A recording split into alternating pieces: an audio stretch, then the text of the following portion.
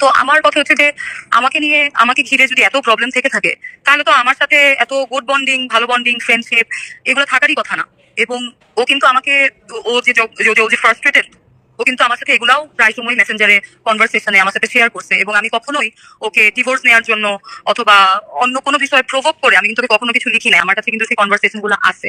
ও যখন আমাকে কিছু লিখছে যে ও চলে যাবে, ও থাকবে না, আমি সবসময় ওকে লিখছি যে কি বলো তুমি এগুলা, ইউ আর হিজ কুইন, তো ইউ আর দ্য কুইন, এরকম ভাবে আমি ওকে সবসময় আমি ওকে লিখছি।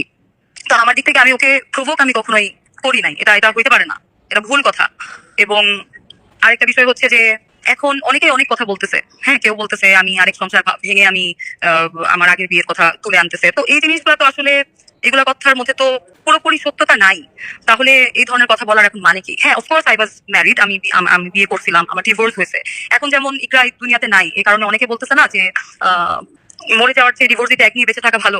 তাহলে আমার ডিভোর্সি হওয়াটাতে এত ইস্যু কেন? এবং নট অনলি দ্যাট, আমার ফ্যামিলিকে ড্র্যাগ করা হচ্ছে যে আমার আব্বু আম্মুর ডিভোর্স হয়ে গেছে, তারা একসাথে থাকে না। তো এই পুরো টপিক আমার আব্বু আম্মুই বা আছে কোথা থেকে? আচ্ছা, সেটাও আমি বুঝলাম। আমি একটু আড়ালে থাকার কারণ হচ্ছে আমি আসলে আমাকে এত পরিমাণ হ্যারেস করা হচ্ছে আমার সোশ্যাল মিডিয়াতে, আমার ফেসবুকে, আমার মেসেঞ্জারে, আমার ইনস্টাগ্রামে। আমাকে চাচ্ছে তাই আমাকে লাইফ থ্রেট করা হচ্ছে, আমাকে রেপ করবে বলা হচ্ছে। হ্যাঁ, আমি রাস্তায় বের হলে আমার মারবে বলতেছে। তো যখন একটা মেয়ে এই ধরনের লাইফ থ্রেট পায়, ওই মেয়েটা তো আসলে ওপেনলি আর তখন চলতে পারবে না। তো এই কারণে আমাকে একটু চুপ থাকতে হয়েছে, আমাকে একটু আড়ালে থাকতে হয়েছে। এবং আরেকটা মিসকনসেপশন, অনেকে বলতেছে যে আলভি তার বউকে শেষ দেখা দেখতে আসে না, গার্লফ্রেন্ড নিয়ে নেপালে ঘুমায় আছে। এটা ভুল কথা। আমি দেশে এখন, আমি পুরো টিমের সাথেই বাংলাদেশে চলে আসছি। হ্যাঁ, আমি গতকালকে দেশে চলে আসছি। এবং যেদিন এই ঘটনাটা ঘটে ওই দিন অ্যাকচুয়ালি টিকেটের জন্য, একটা টিকেটের জন্য হলেও অনেক, মানে অনেক জায়গায় ফোন দেওয়া হয়েছে, টিকিট পাওয়া যায় নাই প্রথম দিন। এবং পরের দিনের টিকিট করা হয়েছে, আমরা বাকিরা টিমের সবাই বাংলাদেশে ব্যাক করছি। এটা একটা বিষয়। তো আলভি আর আমি একসাথে আসি, এখন নেপালে ঘুমাচ্ছি দুইজন শান্তিতে। এটা এটা খুবই অ্যাবসার্ড কথা, এটা ভুল কথা। এবং আমার বার্থডে এখানে অনেক বড় একটা ইস্যু ক্রিয়েট হয়েছে যে আমার বার্থডে সেলিব্রেট করতে নেপালে গেছে। এখন আমার কথা হচ্ছে আমার বার্থডে তো এখানে একটা ফ্রেন্ড বলছে যে 2022 থেকে নাকি আলভি আর আমার সম্পর্ক। তো 2022 থেকে এই 2026 পর্যন্ত তো আমার আরো বার্থডে গেছে, আমার তো এখানে আরো বার্থডে গেছে। তো বার্থডে গেছে, ঈদ গেছে, কত অকেশন গেছে, কোন অকেশনে শুটিং এর বাহানা করে যাওয়া হয়েছে। আর ফেব্রুয়ারিতে যে নেপালের শুটিং, এটা তো ইকরা হঠাৎ করে জানে নাই। ইকরা তো এটা অনেক আগে থেকেই জানে। ইভেন ইকরার সাথে আমার এগুলো নিয়ে কথাও হয়েছে যে জানুয়ারিতে আমরা যাচ্ছি, আলভি আলভি যাবে, আমি যাবো, ফেব্রুয়ারিতে তোমাদের আবার শুটিংও আছে নেপালে, এরকম কথাও হয়েছে আমার ইকরার সাথে। তো ইকরা আগে থেকেই জানে যে ফেব্রুয়ারিতে নেপালের শুটিং। তো ফেব্রুয়ারিতে নেপালের শুটিং, আমার বার্থডেটাও ওই টাইমে পড়ে গেছে। তো যে কোনো সেটে ভাইয়া, আপনারা তো জানেন, যে কোনো সেটে যে কোনো সেলিব্রিটি হোক, মানে কোনো আর্টিস্ট হোক, ক্যারেক্টার আর্টিস্ট হোক, টেকনিশিয়ান হোক, যে কেউ হোক, কারো যদি জন্মদিন থাকে ডিউরিং শুটিং, তাহলে কিন্তু সেখানে একটা কেক এনে কেক কাটা হয় ভাই, সেলিব্রেট করা হয় ভাই। হ্যাঁ, তো আমার বার্থডেটাও যেহেতু ওখানে পড়ছে, আমার বার্থডেটা ওখানে। এখন সেলিব্রেশনের কথা যদি বলি, 26 তারিখে রাত্রে 12টায়, যেহেতু আমরা শুটিং এ আছি, শুটিং চলতেছে, ওইখানে কিন্তু আমাকে যারা ছিল, আমরা তো প্রায় 14, 15, 16 জনের মতো ছিলাম টোটাল। তো এই প্রত্যেকটা মানুষ আমাকে 12টার সময় হ্যাপি বার্থডে বলবে, উইশ করবে, এটা তো অস্বাভাবিক কিছু না। তো আমাকে সবাই উইশ করছে, কিন্তু রাতে 12টায় কিন্তু ওখানে একটা কেক কেটেও সেলিব্রেট করা হয়নি। তো আমার বার্থডে উদ্দেশ্যেই যদি যাওয়া হয়, তাহলে তো রাত্রে 12টায় ওখানে কেক থাকতো, এই থাকতো, সেই থাকতো, অনেক কিছু থাকতো। ওই ভিডিও আছে যে একটা আমাদের এক অ্যাসিস্ট্যান্ট ডিরেক্টর কাছে একটা চকলেট ছিল, ওই চকলেটটা সামনে রেখে ওই চকলেট আমাকে দিয়ে কাটিয়েছে, কেক নাই দেখে। কারণ ওইখানে এই ধরনের সেলিব্রেশন পসিবল ছিল না। এবং 27 তারিখ ছিল আমার জন্মদিন। 27 তারিখে সকাল থেকে রাত পর্যন্ত আমরা শুটিং করছি। ইভেন আমার ফ্যামিলির সাথে আমার রাতের বেলা একবার ভিডিও কলে কথা হয়েছে, ওরা কলে দেখছে যে শুটিং চলতেছে, আমি এখনো কস্টিউম, আমাদের শুটিং এর কস্টিউমে আমি আসি। তো কোথায় সেলিব্রেশন ভাই? সেলিব্রেশন হলে তো ভাই 27 তারিখে মানে সেলিব্রেশন হইতো। আমরা তো শুটিং করছি ওইখানে, আমার জন্মদিনের দিন আমি শুটিং করছি ওইখানে, আমি ওখানে। এটা নিয়ে আমার কোনো দুঃখ না, ওটা আমার কাজ। বাট যদি বলা হয় যে সেলিব্রেট করা হয়েছে, এই কারণে এটা মরে গেছে, আমার বার্থডে সেলিব্রেট করতে গিয়ে এটা মরে গেছে ভাই, এইটা আমি কিভাবে টলারেট করবো? এটা আমি কিভাবে মানবো? এটা তো আমার জন্য কষ্টদায়ক না? এবং শুটিংও শেষ হয়েছে প্রায় রাত্রে 12টার পর, যখন আমার বার্থডে শেষ। এরপরে আমাদের একজন আছে যে কাঠমান্ডুতে ছিল, আমরা কাঠমান্ডু থেকে দূরে শুটিং করতেছিলাম, কাঠমান্ডুতে ছিল। এবং ওখানে আরো অনেক মানুষ ছিল যারা আমাকে ভালোবাসে। তারা কোত্থেকে জানি নিজেরা সবাই মিলে একটা কেক এনে, পরে আমার বার্থডে শেষ হয়ে যাওয়ার পরে কেক কাটা হয়েছে। তো এই কেক কাটে তো সবার বার্থডেতেই হয়, এটা এটা আমার বার্থডেতে হতে খুব এটা অস্বাভাবিক কিছু না। এবার আছি উইশের বিষয়টাতে। হ্যাঁ, যে আলভি বার্থডেতে আমি উইশ করছি, কেক খাওয়া যাওয়ার ছবি। এখন এই কেক খাওয়া যাওয়ার ছবি এক নায়িকা আরেক নায়ককে কেক খাওয়া দিচ্ছে, বা একটা ডিরেক্টর নায়িকাকে কেক খাওয়া দিচ্ছে জন্মদিনের দিন, এরকম ছবি খালি আলভি আমারই আছে ভাই?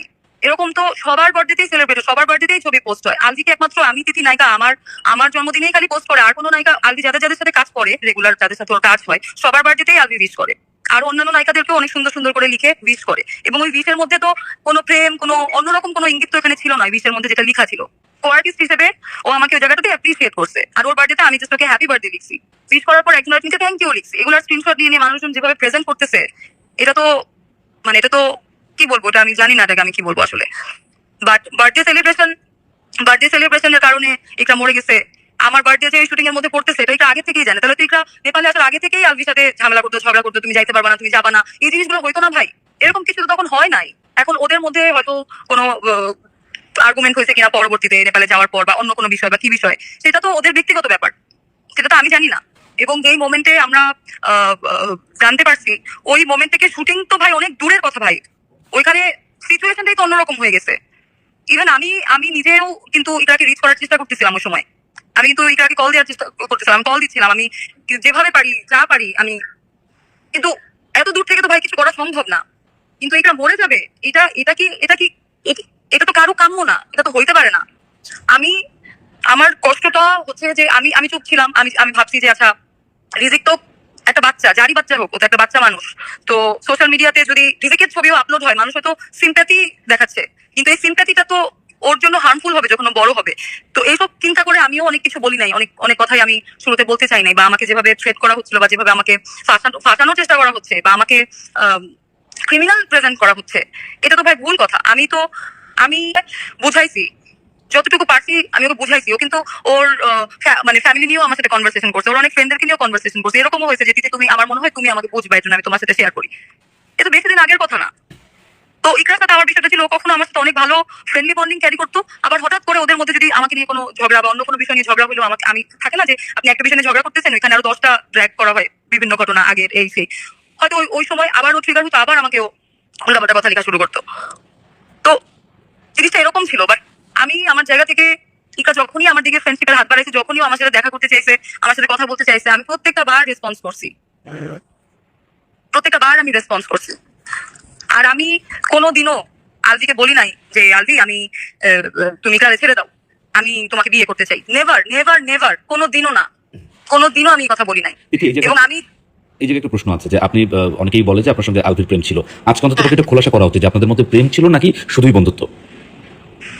জিনিসটা হচ্ছে যে আমাদের মধ্যে প্রেম ছিল না বা নাই, কিন্তু আমাদের একটা নির্ভরতার জায়গা আছে, একটা বন্ধুত্বের একটা স্ট্রং বন্ডিং আছে আমাদের, যে জায়গাটা থেকে দেখা যায় আমি কোনো প্রবলেমে পড়লে, বা আমার কোনো আমার কাজের ব্যাপারে বা যে কোনো বিষয়ে আমি ওর সাথে শেয়ার করি, আমাদের বন্ডিংটা কিন্তু সেটা অনেক মানুষই দেখে। আমরা মারামারি করি, আমরা একজন একজনকে পচাই, এরকমও হয় সেটের মধ্যে। তো এটা কিন্তু সবাই দেখে। ওকে, এরকম এরকম কথাও আছে যে আলভি আপনার বাসায় লুকায় লুকায় যেত, মাস্ক পরে যেত, আপনার বাসায় গিয়ে থাকতো, এরকম অনেক কথাও কিন্তু চাউর হচ্ছে। তো এটা নিয়ে আসলে কি বলতে চান আপনি? এটা নিয়ে বলতে চাই যে দেখেন, আমার বাসা যে জায়গাটায়, তো সেই জায়গাটা অনেক শুনশান একটা জায়গা। হ্যাঁ, তো এরকম হয় যে মাঝে মধ্যে আমরা যখন শুটিং থেকে একসাথে ব্যাক করি, ওর বাসায় যাওয়ার পথে আমার বাসাটা আগে পড়ে আর কি। তো যখন অনেক রাত হয়ে যায়, আমাদের তো শুটিং অনেক লেট নাইট হয়, এটা তো জানেন। তো অনেক লেট নাইট তো হয়। তো অ্যাজ আ ফ্রেন্ড, কোয়ার্টিস তো আছে, আমি অ্যাজ আ ফ্রেন্ডই বলবো, বা যে কোনো একটা মানুষ, বা আপনিও ধরেন অনেক রাতের বেলা আমাকে হয়তো একা ছেড়ে দিবেন না। আমার নিজের গাড়ি নাই কিন্তু, হ্যাঁ, আমার নিজস্ব গাড়ি নাই যে আমি আমার গাড়ি ড্রাইভ করে চলে যাবো, বা আমি আমার ড্রাইভার আমাকে ড্রপ করবে। তো এরকম নট এভরি টাইম, বাট মাঝে মধ্যে অবশ্যই হয়েছে এরকম যে অনেক রাত হয়ে গেছে, অনেক লেট নাইট হয়ে গেছে, হয়তো 2:30-3টা বেজে গেছে, আলভি আমাকে আমার বাসার নিচে পর্যন্ত ড্রপ করে দিয়ে গেছে। তখন ওই লাগেজ নামানোর সময় হয়তো গাড়ি থেকে নামছে বা দেখছে, বা এরকম হইতেই পারে, বাট দ্যাট ডাজন্ট মিন ও আমার বাসায় কি থাকছে। ওকে, অনেকেই বলে যে আপনার আগে 3টা বিয়ে ছিল এবং 3 বিয়ের যে 3 Oh my সংসার God. ভেঙে এসেছেন। তো তারপরে গিয়ে হচ্ছে আপনি আলভির সঙ্গে আপনার রিলেশন হলো। ইভেন এরকমও বলা হয় আপনার প্রথম প্রেম বা ভার্সিটি জীবনে প্রেম ছিল আরশ খানের সঙ্গে, এরকমটাও ইদানিং বলা হচ্ছে। এইটা আবার কি কথা আমি বুঝলাম না। এটা আবার ভার্সিটি জীবনে আরুষের সাথে আমার প্রেম ছিল, মানে ভার্সিটি আরুষ আমার চাইল্ডহুড ফ্রেন্ড। ওকে আমি অনেক ছোটবেলা থেকে চিনি, যখন ক্লাস 8-এ পড়ে, আমি ক্লাস 5-এ পড়ি। আমরা একটা ডান্স কম্পিটিশনে ছিলাম একসাথে, সেখান থেকে আমার ওর সাথে পরিচয়, ওর ফ্যামিলির সাথে পরিচয়। আমার জীবনে অবশ্যই পরে প্রেম অবশ্যই আসছে, আমি এটা অস্বীকার করবো না, জীবনে প্রেম আসছে, কিন্তু সেটা আরুষ খান না। হ্যাঁ, এটা একটা বিষয়। আরেকটা হচ্ছে যে বিয়ের ব্যাপারটা হচ্ছে কি, আমি আমার এর আগে একটা বিয়ে হয়েছিল, এবং সেটা কখনোই হিডেন ছিল না। যদি হিডেন থাকতো তাহলে তো আমার পিকচার গুলো মানুষজন হাতে পেতো না। আমার অনেক পিকচার এখনো আমার ফেসবুকে, আপনি পুরোনো ঘাটাইলে অনেক ছবি, আপনি আমার এক্স হাজবেন্ডের সাথে আমার ছবি থাকতেই পারে, আমি হয়তো দেখে দেখে সব ডিলিটও করি নাই, থাকে না, ওই বিষয়গুলো হয়তো নাই, কারণ ওই জিনিসটা আমার লুকানো না। তো অবশ্যই আমি এর আগে আমার একটা বিয়ে ছিল, আমার ডিভোর্স হয়েছে একবার, এটাও সত্য। বাট 3বার বিয়ে করছি, 3বার আমার ডিভোর্স হয়েছে। তাহলে কই সেই জামাইগুলা কই? ওদেরকে একটু খুঁজে দিতে বলেন যে ওই জামাইগুলা কই, কারা আমার সেই জামাই। আমার 3টা বিয়ে হবে, এটা আমার ফ্যামিলি জানবে না? আমার আশেপাশে